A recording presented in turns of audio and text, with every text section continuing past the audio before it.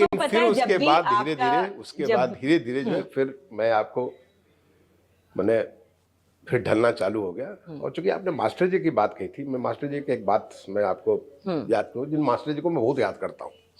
गुरु हैं। मैंने हमारे गुरु हैं, हमारे प्राइमरी स्कूल के मास्टर, हमारे गांव के प्राइमरी स्कूल के मास्टर, उनका नाम था मिश्री लाल जी, जिनके लिए आप आईएएस बनने के बाद कपड़े लेके गए थे। हाँ, जब आईएएस का सिलेक्शन हुआ, मैंने मुझे उन्होंने बहुत प्यार दिया। मैंने हमारे गांव के बगल के थे, वो अनुसूचित जाति के थे, लेकिन इतना उनका सम्मान था।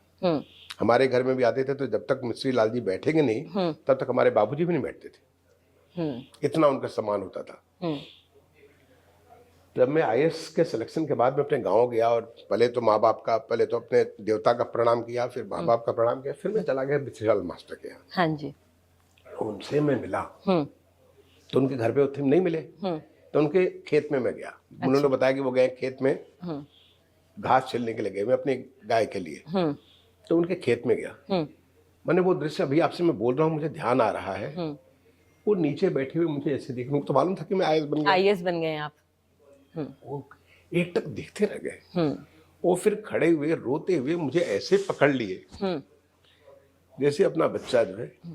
मैं कहता हूं कि मुझ में जो स्वच्छ भारत मिशन जो मैंने किया, स्वच्छ भारत मिशन का पहला लेसन मैंने मिश्री लाल मास्टर से सीखा। आप इतने बड़े बड़े पदों पर रहे, इतने छोटे, मैं बताता हूँ उनकी बात बताता हूँ। मैंने मिश्री लाल मास्टर का जो बड़े असाधारण आदमी थे।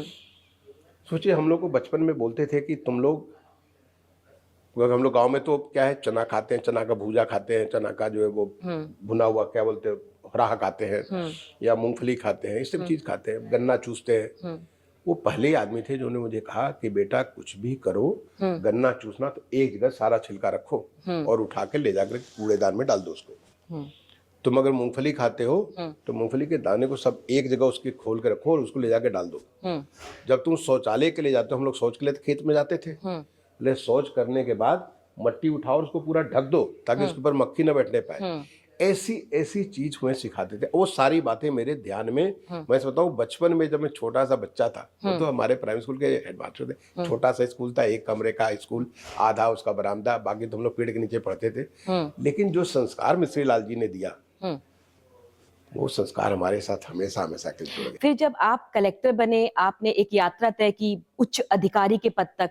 ये जितने अभियान आपने बनाए, कहीं ना कहीं गुरुजी आपके मास्टर साहब पीछे थे उसके।